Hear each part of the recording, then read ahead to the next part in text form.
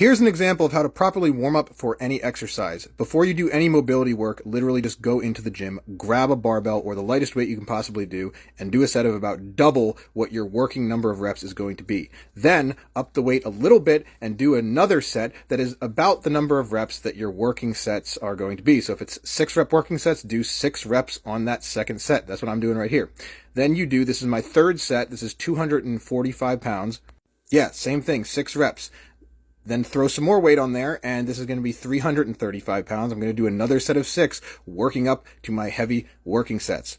Again, you do not need to make it any more complicated than this. You warm up for an exercise by doing that exercise, but with less weight, and you do it progressively, and this also lets you kind of attenuate your abilities for that day.